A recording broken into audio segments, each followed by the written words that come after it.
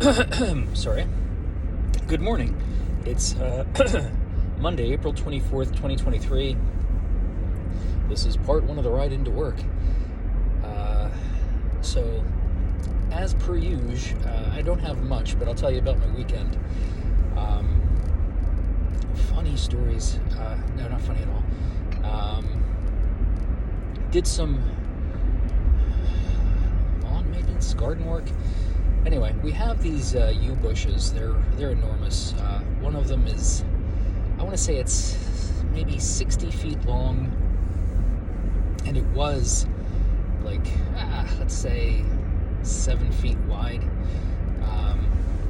We cut that back to maybe 4 feet, the whole length of it, because it's just encroaching on the flat part of our yard. We have a flat section that's maybe 50 by 80, just a flat section, roughly those dimensions. We measured it recently. Maybe is it 40 feet wide? I don't know. Anyway, we really haven't done much trimming. We had professionals come out maybe a couple years ago, do some stuff. I don't even know if they made it to that part of the yard, but we did a hard cut on that, and then the yew bushes that are on the slate block wall by the pool, we did a hard cut on those as well. We did a really hard cut.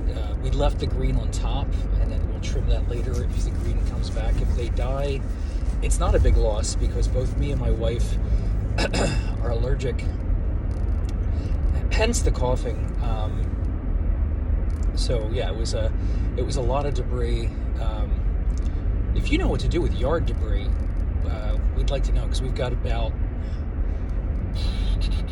1, 2, 3. I want to say at least 9 cubic yards of just yew branches and various other just yard debris. My wife wants to rent a dumpster. I'm saying, let's take it to the forest. Just dump it. Maybe that is littering. I don't know. But I don't want to. I don't want to put it in the compost pile because it is poison. So I don't really want to have poison in my soil. It's a very toxic plant. So I spent a good part of the day cutting that. So with that being said, I think I extolled the virtues of the Ego hedge trimmer a while ago. I want to mention that we recently went out and we got, this will all lead to why my eye hurts so bad right now. We recently went out and we got a Ego chainsaw, and yesterday was the first time we used it, and that's what I used to cut the shrubbery. Pardon me. To cut the shrubbery essentially in half down the whole 60-foot length. And again, just like the hedge trimmer, it cut through everything like butter. It was amazing how well that thing worked. So good, in fact, that we've decided we're going to take care of our tools. So you might not know this, but if you own a chainsaw, one of the things you're supposed to do after use is drain out all the oil and then run it for approximately a minute so that it doesn't just seep oil everywhere when you're storing it, because they're designed to leak. I didn't know that, and my old chainsaw was a pain in the neck. Also, Ego tools are fully electric. My old plug-in hedge trimmer and my old chainsaw were absolute crap. These Ego tools are unbelievable. They just work. So the hedge trimmer, one of the things you're supposed to do is take an oil, a penetrating oil or something like that, and put it on all the blades at the end. Brush off your tools, and then lubricate the blades at the end. On the hedge trimmer, penetrating oil on each blade, run it a little bit before you put it away so it doesn't rust. We've been doing that. In the process of reading the owner's manual for the chainsaw, I saw that apparently you're supposed to every week of use you're supposed to grease the grease the blade, there's like a tiny little port at the front of the blade that takes grease, and they don't tell you that. They don't tell you that in the box. They tell you about obviously buying chain lubricant and stuff like that, and oil to put in the body, but they don't say anything about the can't remember what it's called, not cog, but the like a gear that's inside the blade that the chain runs on. There's grease that you're supposed to put in there. Anyway, I gotta go get that. But the tools are absolutely amazing. Like we did other than finding a way to remove the debris, we did in about an hour with these two tools. Maybe it was a little more than an hour. But really, if we were working straight through, it wasn't much more. Most of the time was literally just picking up all the debris. But yeah, they were going to charge us just for the two shrubs that I trimmed. I mean, I can do a professional job. I don't do this for a living, but they were going to charge us $3,500 for something that if I was just strictly trimming would have knocked out in less than an hour.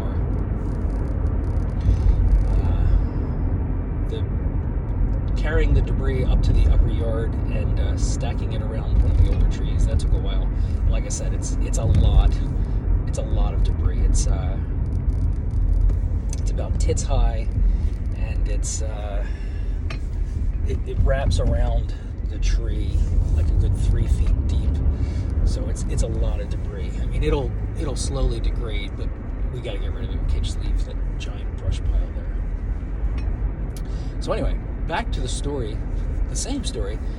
In the process of using the chainsaw, like I went out. I have old steel tip shoes that my old work boots that I wore, and I also have my safety glasses. And I was wearing my safety glasses, and then for some reason, for a brief moment, I wasn't wearing them. I must have taken a break. Either the chain had come off the blade, and that's another thing. If that happens, if you have the blade too loose, the chain too loose, it comes off. It's very easy to remedy. Like this chainsaw is very user friendly. So at one point, while attacking the yew tree, I didn't have my glasses on. I didn't have my safety glasses on. I have prescription safety glasses for work with the side shields and stuff like that, so I was wearing those as a precautionary measure, which you're supposed to do. And like I said, I forgot, and I put them in my pocket to do something. They're prescription, so my radio, Jesus. They're prescription, but it's been probably a couple of years since I had the prescription filled, so they don't work. I wear, you can't quite see it in these glasses, but I wear bifocals. I like those glasses better because they're not transitions. These are transitions bifocals, so you can't see that they're bifocals, but there's an in-between area where you can't see anything. Right now, both pairs of glasses are, they're out of prescription, so generally, to see things up close, like if I'm reading something or if I'm sitting in front of a monitor, I have to take my glasses off. The near vision thing no longer matches my prescription. It's a hassle to see while I'm wearing the glasses. Distance, I'm fine. Not perfect, but fine.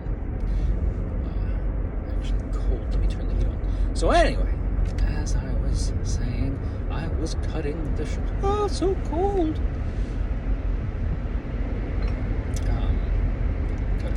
Cutting the shrubs, and the blade flew off. I don't know what hit me. Like, neither one really makes sense.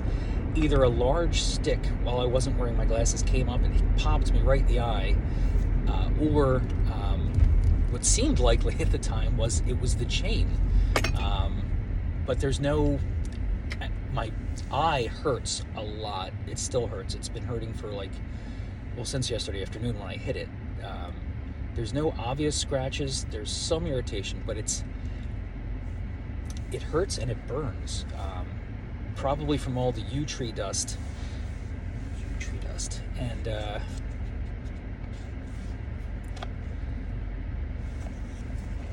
the fact that something popped me in the eye pretty significantly while I was, and it seemed like it was the chain, but I suspect if it was the chain, I'd have less face and eye right now. There's no visible damage. So more than likely what happened was some stick must have dislodged and somehow like just launched into my eye. It hit my eyelid, so I must have blunk in time, or I don't know, maybe I was snoozing, who knows. But it got me good, and it still hurts. Anyway, it wasn't the first time that day, yesterday, I got hit in the eye. So I started my day off by making my not nearly famous yet biscuits, which I've given you the recipe for in one of the previous videos. The plastic bowls that I generally use for mixing up my biscuit batter, biscuit batter, were in use. I'm tired again. I need to not be tired this week, so I'm going to be going to bed very early today because I have to start doing a weekly presentation on Thursdays, and it's going to take me all week to prepare, so I need to start getting a good night's rest. I thought I went to bed at a reasonable hour yesterday, but who knows? So anyway, preparing the biscuit batter, all the plastic bowls that I normally use were in the dishwasher because we had done egg preparation the day before. I guess on Saturday we had processed about 54 eggs. So I boiled up 2 batches of them. I pickled 20. I think I pickled 20. It was like maybe 16 were hard boiled, and then the rest are just raw eggs sitting in the fridge. We have ducks. We have 7 ducks. 3 of them lay eggs at this point, and they're laying again. We talked about the fact that the whole world stopped producing eggs for a little while, but yeah, we had 54 eggs to process. We processed them. I didn't bring any pickled eggs for lunch today because they've only been pickling for a day or so. It usually takes a week, but probably tomorrow I'll start grabbing them because they're just convenient, and they're hard-boiled eggs. Tasty. Thing hit me in the eye. Oh, so in the process of making my biscuits, where we got to, oh right, the plastic bowls that I normally use, the blue bowl that I usually use to make eggs, was in the dishwasher, not washed yet. So I decided to grab a glass mixing bowl. So we keep the glass mixing bowls up in a cabinet, and we have the original cardboard. There's this long accordion-style piece of cardboard that folds back and forth and nestles between the bowls so they don't get damaged. So anyway, I pull the whole mess down, do what I normally do, grab all the bowls that I don't want down to the level of the bowl that I do want, and I grab the bowl out that I want. Well, in the process, somehow the biggest 2 bowls fall to the floor. The bottom bowl, which is the biggest bowl, just shatters into glass bowl dust. It shatters bad. It just shrapnel grenade all over the kitchen, found its way around corners.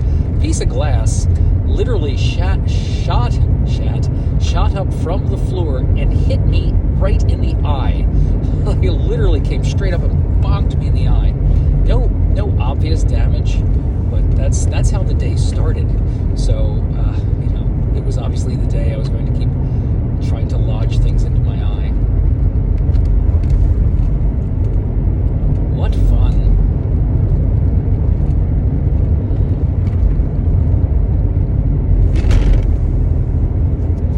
I remember seeing a sign somewhere saying that some road was going to be closed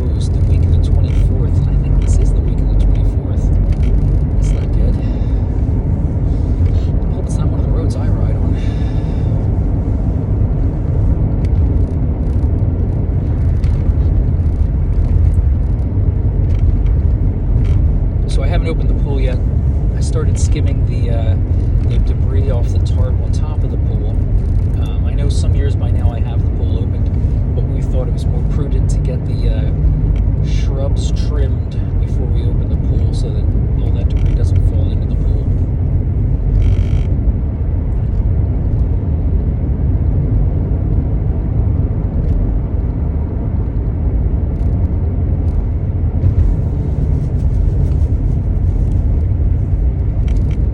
Very interesting. I brought coffee with me. I made coffee yesterday. There was some left, so I reheated it and put it in this stainless steel thermos that you might have seen me using recently. It's very handy. It doesn't quite fit in my cup holder just right, but I've found a way to put the hook off to the side. Blah, blah, blah. Anyway, interestingly, I picked up this thermos today. And it was making splashy sounds. So it's not a perfect vacuum.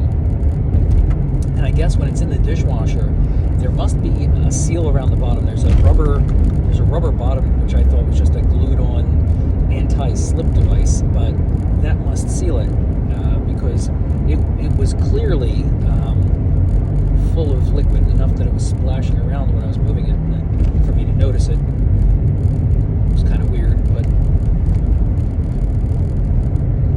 So I filled this with coffee. I poured the coffee in this into a large glass, put that in the microwave for 2 minutes, heated it up, and then I poured it back into the thermos, or the thermo cup, or whatever this thing is. And upon completion of that task, as I was pouring the coffee in, all this liquid just burst out the bottom from the temperature rise. Surprising amount of moisture blew out the bottom. So I wiped that up. But I just thought it was interesting. This isn't perfectly sealed, so I guess in the dishwasher it will, as it heats up and cools down, it will just suck water in, because in the dishwasher it's upside down, and that's where the seal is. How incredibly boring.